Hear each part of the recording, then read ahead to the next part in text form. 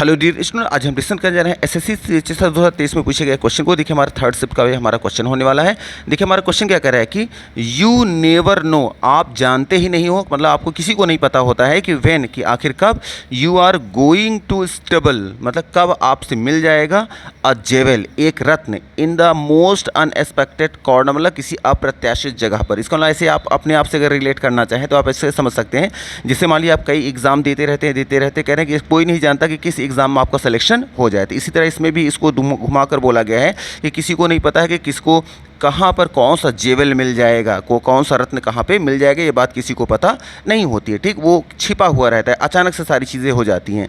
अब इसमें अगर हम एरर की बात करें तो याद रखिएगा, एरर जो आया है एक्चुअल में यहाँ प्रीपोजिशन से एरर पूछा गया है। देखिए एक वर्ड आया यहाँ पे स्टेबल, याद रखिएगा स्टेबल जो होता है, स्टेबल के साथ हम दो प्रीपोजिशन लगाते हैं।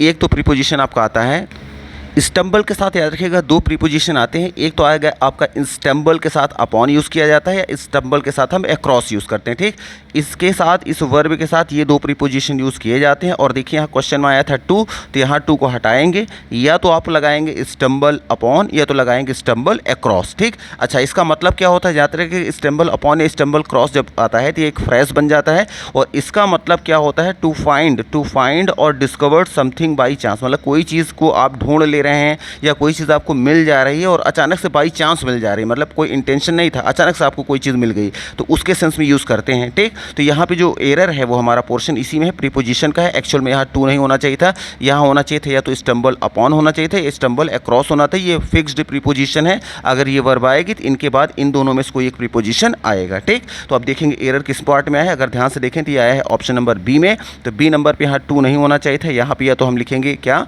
या तो लिख दें हम अपॉन, या तो लिख दें अक्रॉस, तो हमारा सेंटेंस राइट हो जाएगा। तो मे भी आपको आइडिया लग गया होगा कि यहाँ फिक्स्ड प्रीपोजिशन से रिलेटेड हमारा क्वेश्चन था, और यहाँ पे टू को हटाकर या तो अपॉन कर देंगे या क्रॉस कर देंगे, जिसका मतलब क्या है, टू फाइंड और डिस्कवर समथिंग बाई चांस। तो ये इसकी क्या है, कंप्लीट मीनिंग हो जाएगी। तो मे भी आपको यहाँ आइडिया लग गया होगा, तो इसलिए ऑप्शन नंबर बी को यहाँ पे हम टिक कर देंगे।